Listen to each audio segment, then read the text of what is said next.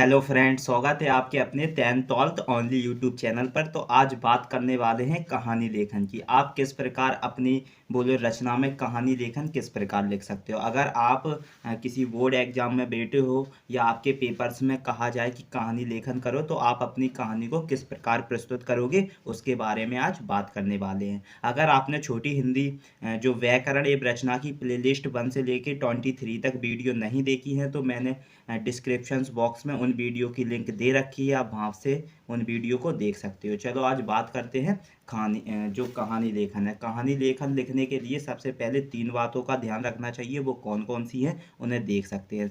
जो कहानी लेखन के दौरान लेखन कला का विकास होता है। जब अपन कहानी की रचना करते हैं तो वो कहानी क्या होती है, एक लेखन कला का विकास करती है। ठीक है, अब बात करेंगे कहानी लिखने के समय किन बातों का ध्यान रखना चाहिए। पहला, जब कहानी की भाषा सरल तथा वाक्य छोटे छोटे होने चाहिए। जब आप कहानी को प्रस्तुत कर रहे होते हो अपने भावना से रचनाओं में, तो उस समय आपको यह ध्यान रखना चाहिए कि कहानी की भाषा सरल होनी चाहिए और वाक्य कैसे होने चाहिए, छोटे छोटे वाक्य होने चाहिए।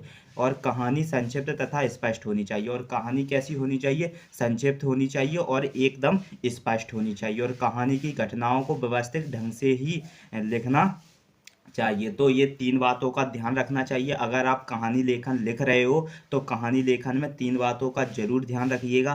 पहली, कहानी की भाषा कैसी सरल होनी चाहिए और जो वाक्य होते हैं वो भी छोटे या बहुत सरल होने चाहिए। छोटे छोटे वाक्य होने चाहिए। शब्द जो बनाओगे आप छोटे छोटे वाक्यों में बनाओगे और भाषा एकदम सरल रखनी है कहानी का। ये पहला नियम है। और दूसरा नियम है कि कहानी को संक्षिप्त और स्पष्ट होनी चाहिए। जो कहानी का संक्षिप्त और स्पष्ट मतलब होना चाहिए। जब आप कहानी को लिख रहे हो तो कहानी का मतलब कैसा, स्पष्ट और संक्षिप्त होना चाहिए। और कहानी की जो घटनाओं को एक व्यवस्थित ढंग से लिखना चाहिए। जैसे शुरुआत में और एंड तक ऐसा प्रस्तुत होना चाहिए कि कहानी आपने जो घटना के क्रम में लिखी है। बोले तो कहानी का अंदाजा जैसे प्राप्त काल से और साय काल तक जिस प्रकार होती है, उसी प्रकार आप कहानी को घटनाक्रम में व्यवस्थित करेंगे। तो आइए एक कहानी मैं उदाहरण साहित्य लेके आया हूँ कि मैंने किस प्रकार उस कहानी की बोले तो रचना कर रखी है। जैसे कि इसमें देख रहे होंगे आप न्यायाधीश एक कहानी लेखन हम लिखने वाले हैं, जिससे आपको ये अंदाजा चल जाएगा कि कहानी जो आप लेखन किस प्रकार लिख सकते हो। सबसे पहले आप इस चित्र को देख रहे होंगे, तो पहले कहानी को पढ़ेंगे कि जो पुरानी कहानी को किस प्रकार लिखा गया है। मैंने 3 बातों का ध्यान रखा है इस कहानी में लिखने में। पहले मैंने सरल भाषा और वाक्य छोटे छोटे होने का ध्यान रखा है। और दूसरी बात, मैंने जो संक्षिप्त और स्पष्ट कहानी को बोले तो जो कहानी के वाक्य हैं एक संक्षिप्त और स्पष्ट मतलब निकल के आना चाहिए। और कहानी को एक घटनाओं को व्यवस्थित ढंग से लिखना चाहिए। ये 3 बातों का ध्यान रख के मैंने कहानी का किस प्रकार रचना की है वो पढ़ते हैं। जैसे कि बहुत पुरानी बात है, यूनान में एक पाठशाला थी। कहाँ पर, यूनान में एक पाठशाला थी। उस पाठशाला में क्लेंथिस नामक बालक भी पढ़ता था। उस जो बालक में एक क्लेंथिस नामक बालक पढ़ता था। क्लेंथिस अत्यंत दरिद्र बालक था। बोले जाए तो क्लेंथिस कैसा था, एकदम दरिद्र, बोले तो कैसा था, गरीब बालक था। उसके कपड़े फटे पुराने थे, यहाँ तक कि वह अपनी पढ़ाई की फीस भी प्रतिदिन चुकाता था। और यहाँ तक वो अपनी पढ़ाई की जो फीस थी वो कैसे चुकाता था, हर रोज अपनी फीस जमा करता था। किंतु क्लेंथिस पढ़ने में बहुत तेज था। कक्षा में सभी बच्चों में वह सबसे आगे रहता था। इस कारण बहुत से बच्चे उससे ईर्ष्या करते थे, बोले तो उसकी घृणा करते थे।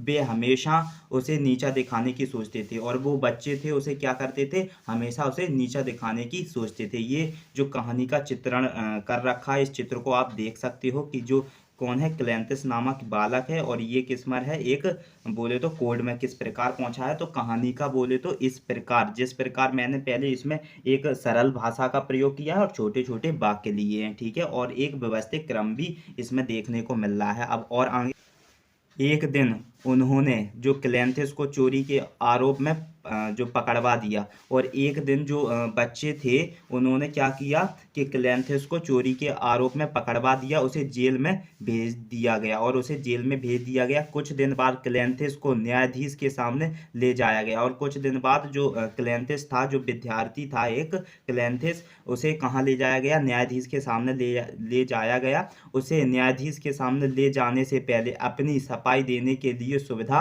जो प्रदान की गई और उसे जो न्यायाधीश के सामने ले जाने से पहले उसे अपने बोले तो अपनी जो भावनाओं में क्या एक सफाई देने की सुविधा प्रदान की गई। न्यायाधीश ने क्लेमेंथिस से पूछा, बालक, तुम पर चोरी करने का आरोप है। मुझे बताया गया है कि तुम अत्यंत दरिद्र हो और चोरी करके विद्यालय का शुल्क देते हो। और उससे यह कहा गया कि तुम जो न्यायाधीश था, न्यायाधीश ने क्लेमेंथिस से कहा कि बालक, तुम पर चोरी का इल्जाम लगा है और मुझे बताया गया है कि तुम अत्यंत जो हो एकदम गरीब हो और चोरी करके तुम विद्यालय की शुल्क देते हो।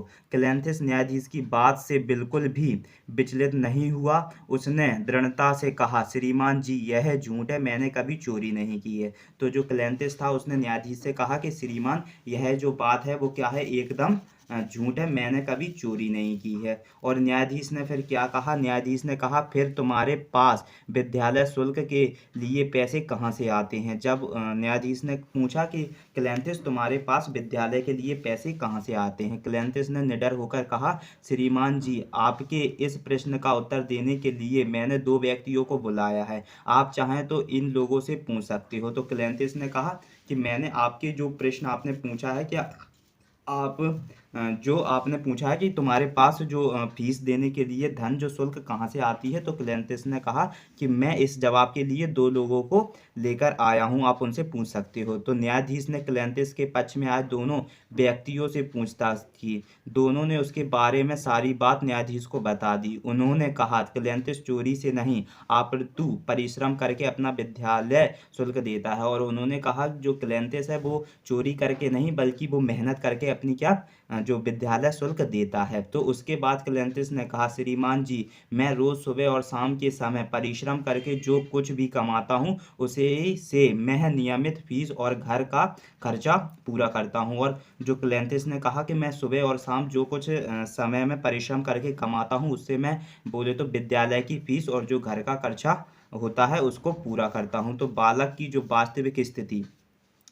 की वास्तविक स्थिति जानकर जो न्यायाधीश द्रवित हो गए। उन्होंने सोचा कि यह बालक बहुत संकट में है, हमें इसकी सहायता करनी चाहिए। कुछ देर बाद वे बोले, बालक, हमें तुम्हारी सच्चाई का पता चल गया है। मैं सरकार को यह आदेश देता हूँ कि तुम्हारे परिवार को आर्थिक सहायता तुरंत प्रदान की जाए और तब तक दी जाए जब तक तुम शिक्षा पूरी करके रोजगार नहीं प्राप्त कर लेते हो। और उन्होंने जो न्यायाधीश ने कहा कि जो क्लेमेंथिस, तुम्हें क्या कर दी जाए, एक सरकार की तरफ से एक क्या कर दी जाए, जो आर्थिक सहायता प्रदान कर दी जाए और जब तक कर दी जाए जब तक तुम्हें कोई या नौकरी या ऐसा रोजगार नहीं मिल जाता। तब बालक ने कहा, नहीं श्रीमान, ऐसा मत कीजिए, मैं ऐसा एक भी पैसा स्वीकार नहीं कर सकता जिसके लिए मैंने परिश्रम ना किया हो। कृपया मुझे अपनी मेहनत से ही अपना खर्चा पूरा करने दीजिए। बालक की बात सुनकर सभी लोग दंग रह गए। जब वो क्लेमेंथिस जो बालक था उसने न्यायाधीश से कहा कि मुझे आर्थिक सहायता नहीं चाहिए, मुझे अपनी मेहनत से अपने परिवार का और अपने विद्यालय शुल्क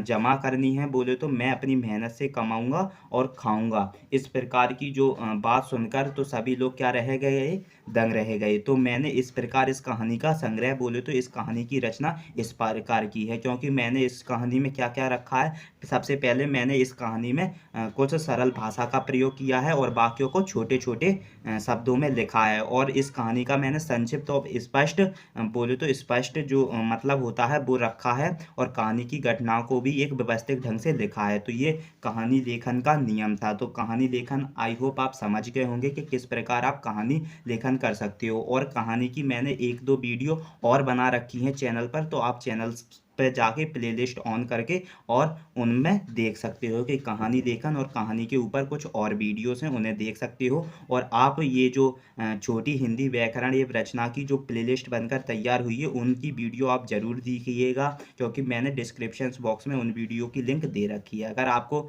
जो कहानी लेखन समझ में आया होगा तो प्लीज़ वीडियो को लाइक करें एंड शेयर करें और चैनल पर नए हो तो चैनल को ज़रूर सब्सक्राइब करें।